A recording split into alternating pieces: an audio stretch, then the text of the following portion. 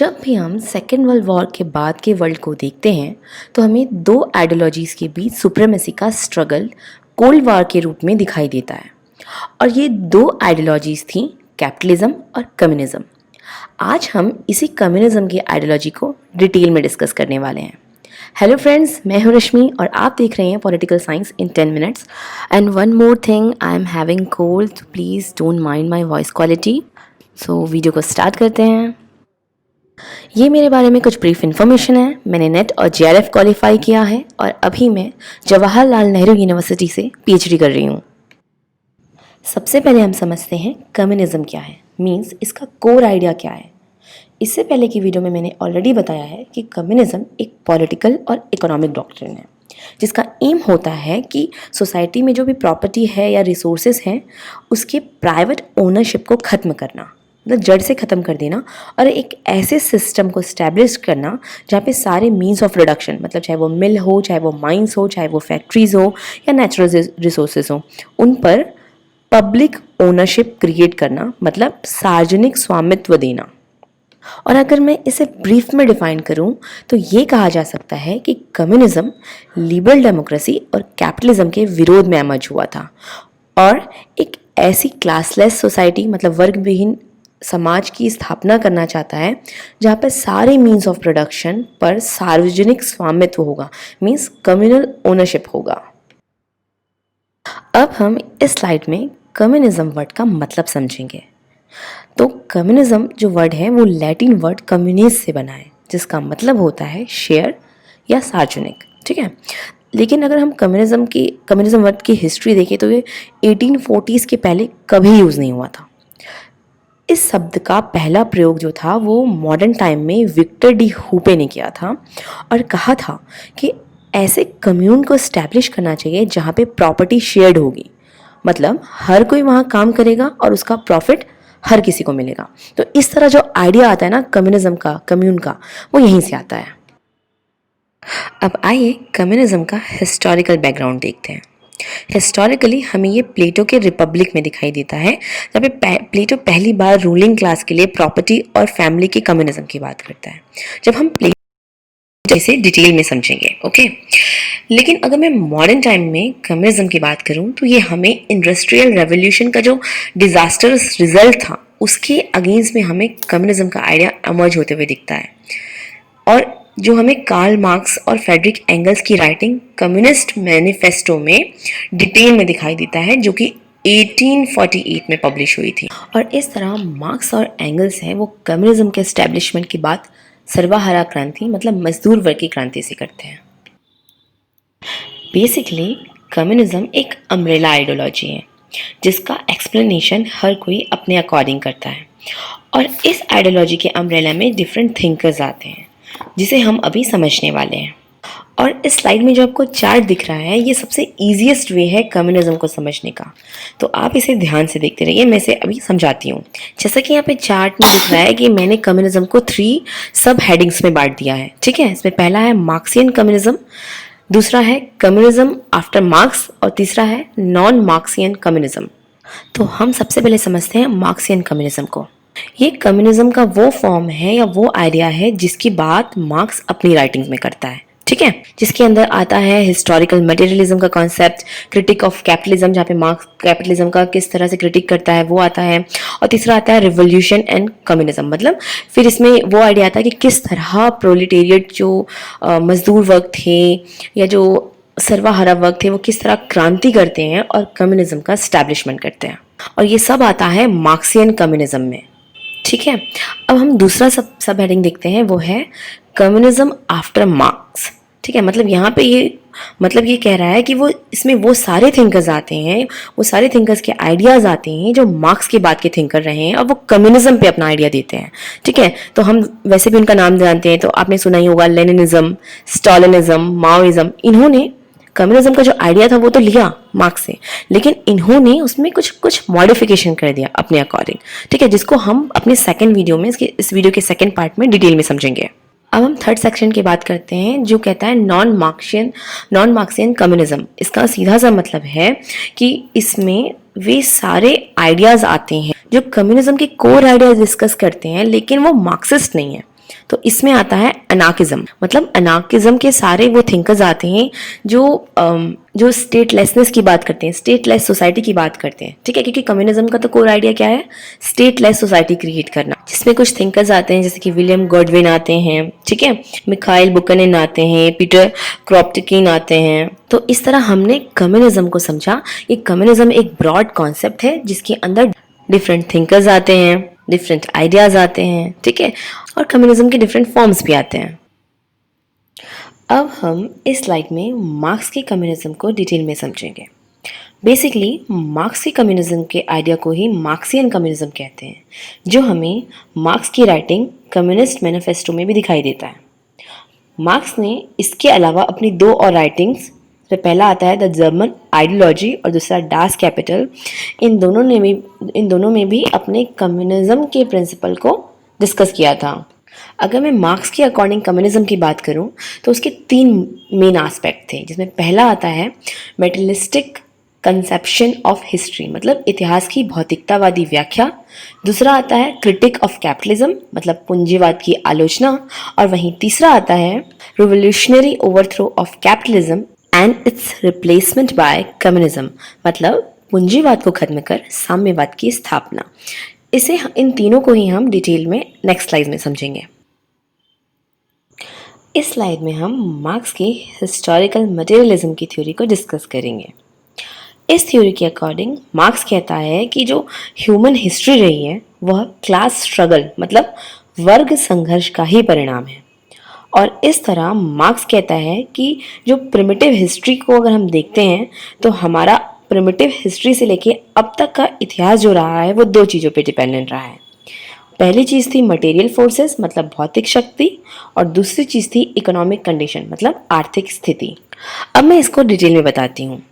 यहाँ पर material forces का मतलब है मीन्स ऑफ प्रोडक्शन क्या था, मतलब उत्पादन के संसाधन क्या थे। वहीं यहाँ पे सोशल रिलेशन ऑफ प्रोडक्शन, मतलब जो उत्पादन या प्रोडक्शन हो रहा था वो कौन कर रहा था और किसके लिए कर रहा था। ये सारी चीज़ें जो होती हैं वो मटेरियल प्रोडक्शन के अंदर आती हैं या फिर मटेरियल फोर्सेस के अंदर आती हैं। और इस तरह मार्क्स कहता है कि यही दोनों जो एलिमेंट हैं हमारे, वो अब तक की हिस्ट्री को डिसाइड करते हुए आ रहे हैं। मतलब material forces and economic condition, ये दोनों ही चीजें हैं जो हमारे इतिहास का निर्धारण करती हैं। आगे की स्लाइड में मैं आपको हिस्टोरिकल मटेरियलिज्म को एग्जाम्पल के थ्रू समझाऊंगी कि कैसे अकॉर्डिंग टू मार्क्स दोनों एलिमेंट वर्क करते हैं। तो आइए देखते हैं उसे। अब इस स्लाइड में हम मार्क्स के हिस्ट्री के इंटरप्रिटेशन को हम डायलेक्टिक मटेरियलिज्म से समझेंगे, ठीक है। क्योंकि इससे पहले के स्लाइड में मैंने बताया था कि जो मीन्स ऑफ प्रोडक्शन होता है वो कैसे सोशल रिलेशन को इम्पैक्ट करता है। अब हम इसको प्रैक्टिकल एग्जाम्पल से देखेंगे। तो मार्क्स जब अपने हिस्ट्री का एनालिसिस करता है तो वो हिस्ट्री को 6 फेजेस में डिवाइड करता है, ठीक है। इसमें जो सबसे पहला फेज होता है वो होता है एंशिएंट वर्ल्ड, जब सोशल डेवलपमेंट स्टार्ट हुआ था, तो वो सबसे फर्स्ट फेज होता है। उसके बाद सेकंड फेज होता है स्लेव सिस्टम, ठीक है। फिर स्लेव सिस्टम के बाद आता है फ्यूडल सिस्टम, फ्यूडल सिस्टम के बाद आता है इंडस्ट्रियल सोसाइटी, जो कि हमारी करंट सोसाइटी है। तो इस तरह क्या हो रहा है, सामाजिक विकास हो रहा है, मतलब सोसाइटी का डेवलपमेंट हो रहा है। तो इंडस्ट्रियल फेज के पास आप देख सकते हैं कि यहाँ पे मार्क्स आते हैं। तो मार्क्स कहता है कि अब इंडस्ट्रियल सोसाइटी के बाद कैसे फ्यूचर में सोशलिज्म आएगा और कैसे कम्युनिज्म की स्थापना होगी। तो ये 6 फेजेस को मार्क्स कम्युनिज्म के 6 फेजेस को वो डायलेक्टिक मटेरियलिज्म से एक्सप्लेन करता है, ठीक है। तो इसी को हम डिटेल में समझते हैं। तो सबसे पहला फेज हमारा होता है एंशिएंट वर्ल्ड, जिसे हम हिंदी में आदिम सामाजिक व्यवस्था भी कहते हैं। इस समय क्या था कि इस समय सोसाइटी का उतना डेवलपमेंट नहीं हुआ था, ह्यूमन का उतना डेवलपमेंट नहीं हुआ था। तो लोग क्या करते थे, शिकार पर, ठीक है, हंटिंग पर डिपेंडेंट होते थे। और हंटिंग करने के लिए उनको क्या होना पड़ता था, उनको ग्रुप में रहना पड़ता था।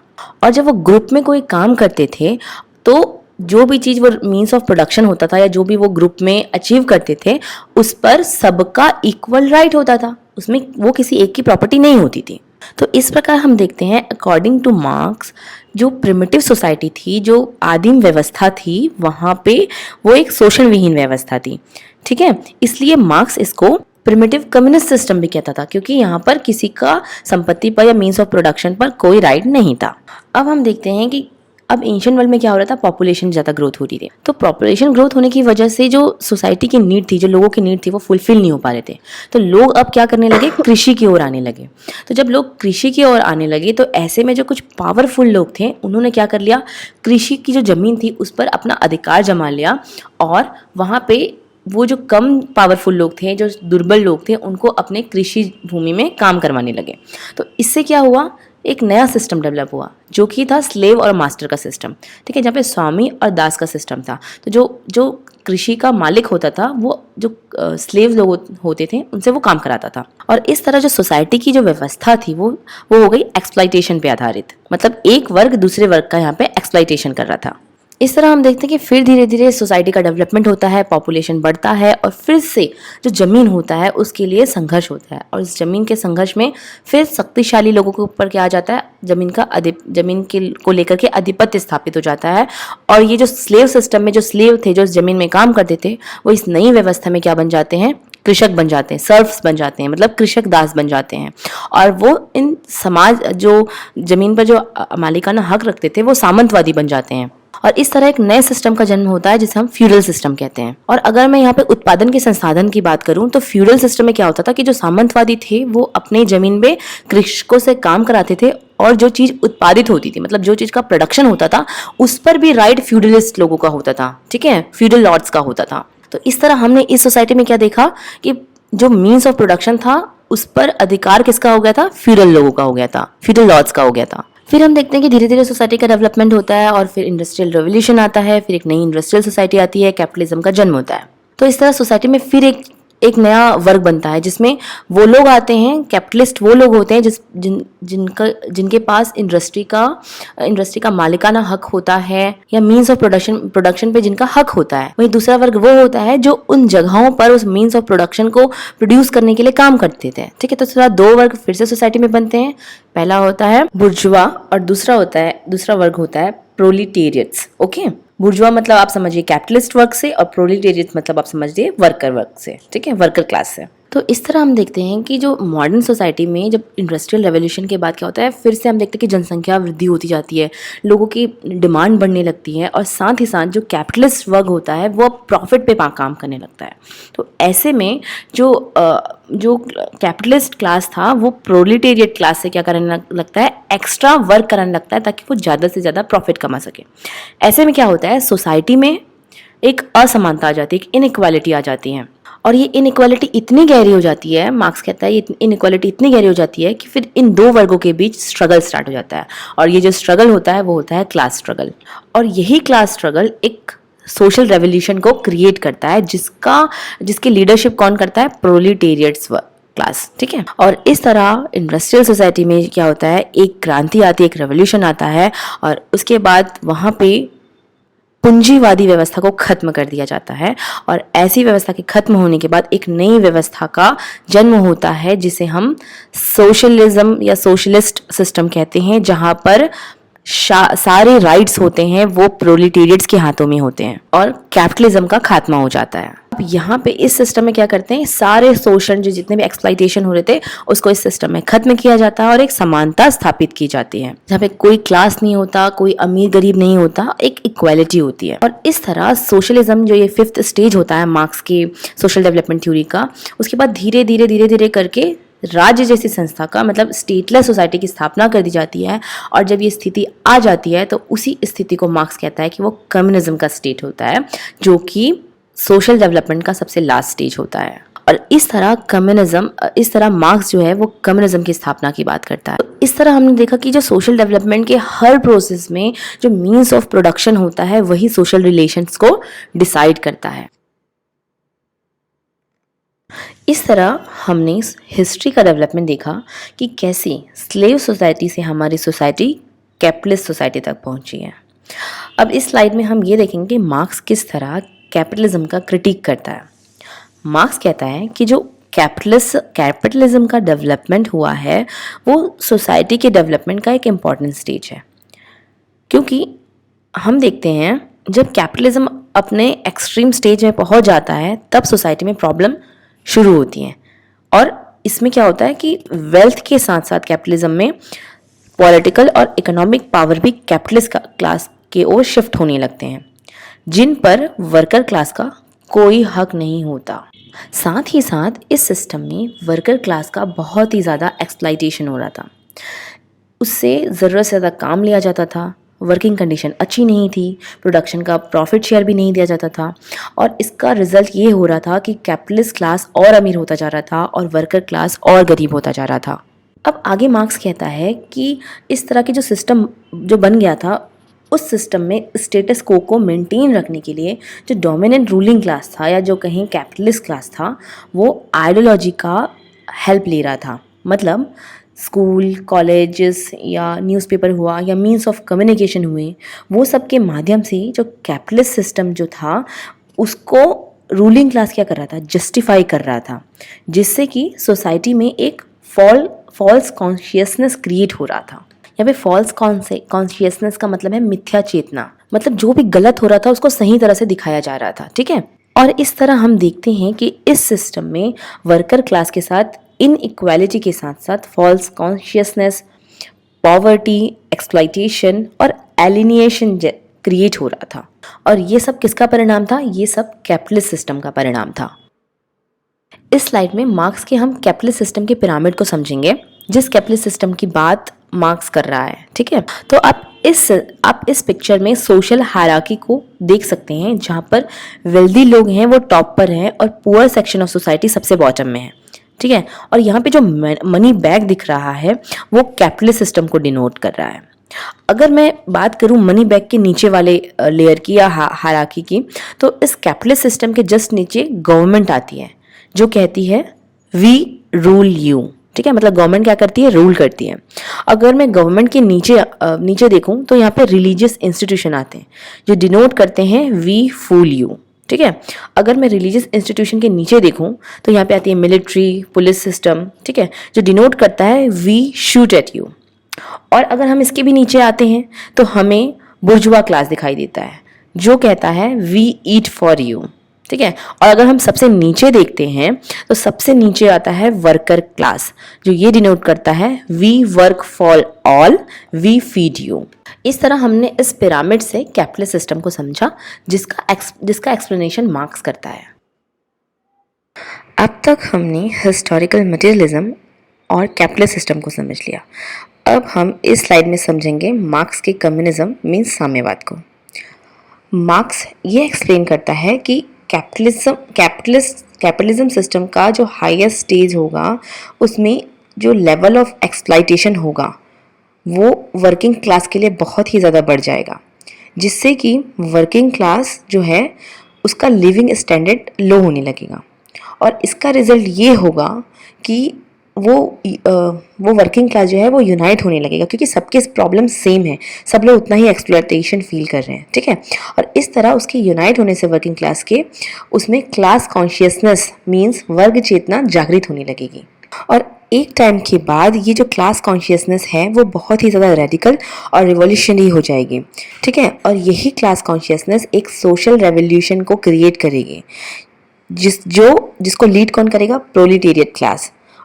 और इसका परिणाम ये होगा कि इस सोशल रिवोल्यूशन से सारे पुराने इंस्टीट्यूशन और कैपिटलिस्ट क्लास का खात्मा हो जाएगा। और ऑलरेडी जो स्टेट का जो पावर था, पुलिस था, कोर्ट्स था, ठीक है, जितने भी एस्टैब्लिश इंस्टीट्यूशंस थे वो सब पर प्रोलिटेरियट्स का अधिकार हो जाएगा, जिसको मार्क्स कहता है the revolutionary dictatorship of the प्रोलिटेरियट्स।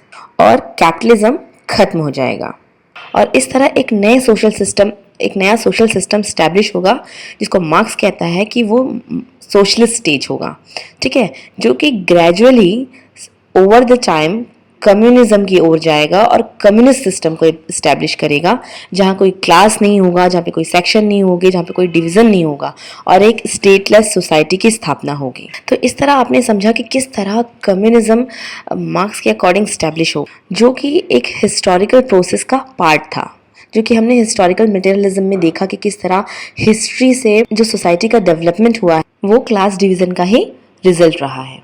तो यहाँ पे मैंने आपको मार्क्स के कम्युनिज़्म को बहुत ही ब्रीफली समझाने की कोशिश की है और इसके नेक्स्ट वीडियो में हम आफ्टर मार्क्स कम्युनिज़्म की बात करेंगे। तो आई होप आपको ये वीडियो समझ आया होगा, आपको कम्युनिज़्म का विचार समझ आया होगा, कम्युनिज़्म क्या है और मार्क्स का कम्युनिज़्म क्या था, ये आपको अब समझ आ गया होगा। अगर आपको ये वीडियो पसंद आया हो तो लाइक और कमेंट ज़रूर करिएगा। साथ ही साथ आपको इसी तरह की वीडियो और भी देखनी हो तो चैनल को सब्सक्राइब कर बेल आइकन पर क्लिक करना ना भूलिएगा। आप मुझसे मेरी सोशल मीडिया में भी मुझसे डायरेक्टली कनेक्ट हो सकते हैं। Till then bye bye and keep learning.